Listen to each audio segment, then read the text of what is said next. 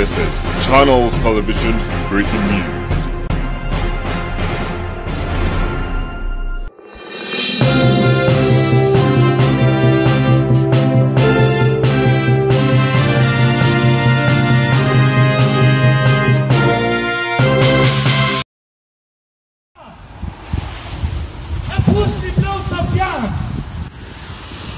Komunitas diaspora Aceh yang tergabung dalam Aceh Sumatra National Liberation Front, ASNF, menggelar demonstrasi solidaritas Palestina di kota Aalborg, Denmark, pada Sabtu, 13 Januari 2024 lalu. Demonstrasi ini dilakukan sebagai bentuk protes terhadap tindakan kekerasan terhadap warga Palestina di jalur Gaza, serta sebagai upaya menuntut perdamaian di kawasan tersebut. Acara dimulai pukul 2 siang waktu setempat, di mana massa berkumpul di pusat kota Aalborg, kota keempat terbesar di Denmark. Kennedy Platz, pusat transportasi kereta api dan bus, menjadi titik awal berkumpul sebelum massa melanjutkan aksinya dengan berjalan kaki mengelilingi kota.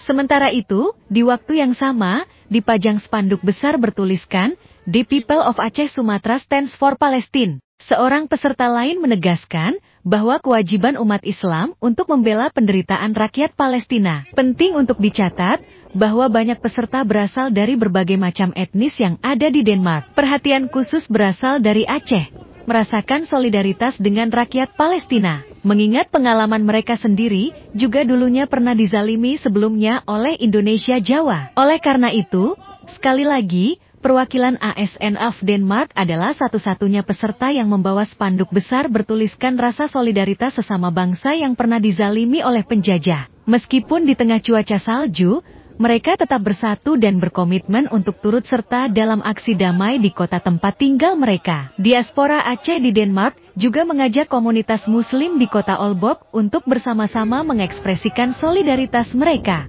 Hanafiah juga menambahkan bahwa mayoritas warga di sini menunggu ajakan komunitas muslim di kota Aalborg untuk ikut serta bersolidaritas turun ke jalan di masa depan. Dengan demo ini, diaspora Aceh di Denmark berharap dapat memberikan dukungan lebih lanjut terhadap perjuangan rakyat Palestina.